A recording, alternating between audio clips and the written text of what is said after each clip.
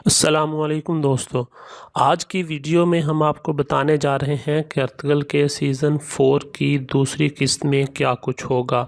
Video شروع کرنے سے پہلے ایک چھوٹی سی درخواست ہے کہ آپ نے ابھی تک ہمارا چینل سبسکرائب نہیں کیا تو برائے مہربانی ہمارا چینل سبسکرائب کر لیں تاکہ ہماری تمام نئی ویڈیوز کے نوٹیفیکیشن بر وقت آپ تک پہنچ سکیں۔ دوستو، پچھلی قسط کے آخر میں ہم نے دیکھا تھا کہ ارطغرل کو تلاش کرتے ہوئے کائی قبیلے والوں کو ایک جلی ہوئی لاش ملتی ہے۔ اس لاش کو دیکھنے پر حلیمہ خاتون اور ہائمہ خاتون کہتی ہیں کہ یہ ارطغرل کی لاش نہیں ہے۔ سارے سپاہی شدید پریشانی کی حالت میں کھڑے ہوتے ہیں۔ حلیمہ سلطان کہتی ہے کہ اے اللہ، مجھے اس غم سے دوچار مت کرنا جسے میں برداشت نہ کر سکوں، اور اس کے ساتھ ہی وہ جلی ہوئی لاش کے ہاتھ کے انگوٹھے سے انگوٹھی اتارتی ہے۔ انگوٹھی صاف کرنے پہ پتہ چلتا ہے کہ وہ انگوٹھی ارطغرل کی ہی ہے، جس پر وہاں موجود سب لوگوں پر قیامت ٹوٹ پڑتی ہے اور وہ زور و قطار رونا شروع کر دیتے ہیں۔ وہیں جھاڑیوں میں گورنر آرس کا جاسوس یہ سب مناظر دیکھ رہا ہوتا ہے۔ وہ جاسوس قلعے جا کر آرس کو خبر دیتا ہے کہ ارطغرل کی لاش مل گئی ہے۔ آرس کے پوچھنے پر اسے بتایا جاتا ہے کہ لاش کائی قبیلے کو ملی ہے اور جلی ہوئی حالت میں ملی ہے۔ اس پر آرس ایک زوردار قہقہہ لگا کے کہتا ہے کہ زمین کی گندگی جہنم میں چلی گئی ہے۔ گورنر آرس 3 دن کے جشن کا اعلان بھی کرتا ہے۔ دوستو، دوسری طرف جب امیر سعادتین کوپیک کو یہ خبر ملتی ہے کہ ارطغرل کی لاش مل گئی ہے تو وہ اللہ کا شکر ادا کرتا ہے اور اپنے سپاہی کو کہتا ہے کہ تیاری کرو، ہم سب سے پہلے ارطغرل کے جنازے میں شریک ہوں گے۔ اصل کھیل ارطغرل کے جنازے کے بعد شروع ہوگا۔ دوستو، اس کے بعد آپ دیکھیں گے کہ کائی قبیلے والے اپنے سردار کی لاش قبیلے لے کر جاتے ہیں۔ وہاں سب لوگ یہ دردناک منظر دیکھ کر سہم جاتے ہیں۔ سپاہی بابر خیمے سے زخمی حالت میں نکل کر جب یہ منظر دیکھتا ہے تو وہ بھی داڑیں مار کر روتا ہے، جس پر ہائمہ خاتون اسے گلے لگا کر دلاسا دیتی نظر آتی ہیں۔ دوستو، اسی دوران نورگل کی قبیلے میں واپسی ہوتی ہے اور اس کے لیے یہ منظر کسی قیامت سے کم نہیں ہوتا۔ جب سارے قبیلے کو شدید روتا دیکھ کر ان کو اپنے بچپن کے محبوب دوست اور سردار کی موت کا پتہ چلتا ہے تو وہ اپنے آپ پر قابو نہ رکھتے ہوئے زمین پر گر جاتے ہیں۔ اس وقت یوں لگ رہا ہوتا ہے کہ جیسے کائی قبیلے پر قیامت آ گئی ہو۔ پھر میت کو وہاں سے اٹھا کر خیمے میں لے جایا جاتا ہے۔ دوسری طرف قلعے کاراچائسار میں جشن منایا جا رہا ہوتا ہے، جس میں شراب نوشی کے ساتھ ساتھ حسیناؤں کا رقص بھی شامل ہوتا ہے۔ گورنر آرس کے کمرے سے جب باہر آنے پر زبردست نعرے لگتے ہیں۔ گورنر آرس اپنے کمانڈر لوکاس کو حکم دیتا ہے کہ ارطغرل کے دفن ہونے تک یہ جشن جاری رہے گا۔ اس کے بعد آرس کو ایک تاجر سے ملوایا جاتا ہے جو نیقیا سے آیا ہوتا ہے اور وہ غلام فروش ہوتا ہے۔ ملاقات کے دوران وہ تاجر آرس کو ایک خوبصورت لڑکی تحفے کے طور پر بھی پیش کرتا ہے۔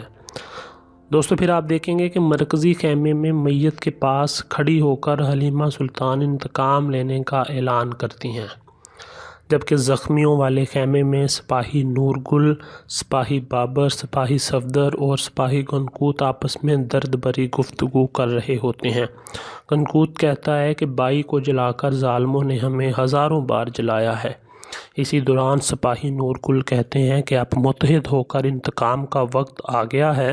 ارطغرل بائی کے جانے کے بعد اب ہماری قربانی کا یہ بہترین وقت ہے، جس پر سب سپاہی ان کی بات کی تائید کرتے ہیں۔ دوستو، اس کے بعد آپ دیکھیں گے کہ مرکزی خیمے میں ہائمہ خاتون زلجان کو کہتی ہیں کہ انتقام لینا تمہاری ذمہ داری ہے، لہٰذا ہماری روایات کو برقرار رکھتے ہوئے کل تک نئے سردار کے لیے جرگہ ہو جانا چاہیے۔ اسی دوران ارطغرل کا بیٹا گندوز خیمے میں داخل ہوتا ہے اور رو رو کر اپنے بابا کو آوازیں دیتا ہے، جس پر ہائمہ خاتون روتے ہوئے اسے اپنے گلے سے لگا لیتی ہیں اور اللہ تعالیٰ سے اس کے لیے رحم کی دعا کرتی ہیں۔ ہائمہ خاتون مرکزی خیمے میں میت کو جنازے کے لیے تیار کرتی ہیں۔ اسی دوران سپاہی نورگل اپنے ساتھیوں سمیت میت لے جانے کی اجازت طلب کرتے ہیں، جس پر ہائمہ خاتون درد بھرے لہجے میں کہتی ہیں کہ اس دنیا میں انسان آتے جاتے رہتے ہیں اور اسی دوران سپاہی نور گل حلیمہ سلطان کو روتے ہوئے چھوڑ کر میت کو جنازے کے لیے لے جاتے ہیں۔ قبیلے کے سپاہی پورے اعزاز کے ساتھ اپنے سردار کے جنازے کو رخصت کرتے ہیں۔ پورے قبیلے میں اللہ اکبر کے نعروں کی آوازیں گونج رہی ہوتی ہیں اور دیکھنے والی ہر آنکھ اس منظر پر پرنم نظر آتی ہے۔ پھر میت کو نماز جنازہ ادا کرنے کے لیے لے کر جایا جاتا ہے اور نماز جنازہ ادا کی جاتی ہے۔ امیر سعادتین کو پیک بھی جنازے میں شریک ہوتا ہے۔ جنازے کے بعد گورنر آرس بھی قبیلے میں پہنچ جاتا ہے۔ جنازے کے بعد نورگل سارے قبیلے سے انتقام کا عہد لیتا ہے، جس پر سب لوگ اپنی تلواریں فضا میں لہرا کر اس وعدے کا اقرار کرتے ہیں۔ جنازے کے بعد گورنر آرس ارطغرل کی موت کا افسوس کرتے ہیں اور ارطغرل کی تعریف کرتے ہوئے وہاں سے چلے جاتے ہیں۔ اس کے بعد گورنر آرس امیر سعادتین کو پیک سے امن معاہدے کے بارے میں گفتگو کرتے دکھائی دیتے ہیں، جس پر سعادتین اسے ابھی مزید صبر کرنے کا کہتے ہیں۔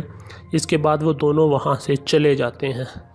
ارطغرل کو قبیلے والے اللہ اکبر کے نعروں کی صداؤں میں پورے اعزاز کے ساتھ دفن کر دیتے ہیں۔ اس موقع پر 3 تیروں والا سردار اعلیٰ کا نشان ارطغرل کے چھوٹے بھائی ذوالجان اپنے بھائی کی قبر پر رکھتے ہیں۔ اس موقع پر سپاہی نورگل قبیلے والوں سے ایک تقریر کرتے ہیں، جس میں وہ کہتے ہیں کہ ہم ایک ہی طوفان میں کھونے والے نہیں ہیں، ہمارے پاس ہمارا مقصد ہے۔ نورگل قبیلے والوں کو یہ بھی کہتے ہیں کہ اگر آپ کو ارطغرل صاحب عزیز ہیں تو جان لو کہ وہ اسی مقصد پر شہید ہوئے ہیں۔ ارطغرل صاحب کی روح کے سکون کے لیے ہم خود پر قابو رکھیں گے اور کندھے سے کندھا ملا کر اپنا مقصد جاری رکھیں گے۔ آخر میں نورگل کہتے ہیں کہ اب انتقام کا وقت ہے، آنکھ کے بدلے میں آنکھ، دانت کے بدلے میں دانت کا انتقام لیا جائے گا۔ اس پر پورا قبیلہ انتقام انتقام کے نعروں سے گونج اٹھتا ہے اور یوں سیزن 4 کی دوسری قسط کا اختتام ہوتا ہے۔ دوستو، آپ کو آج کی ویڈیو کیسی لگی کمنٹ کر کے ضرور بتائیے گا اور ہمارے چینل کو لازمی سبسکرائب کر لیں تاکہ ہماری ہر آنے والی نئی ویڈیو کا نوٹیفیکیشن آپ کو مل سکے۔ شکریہ۔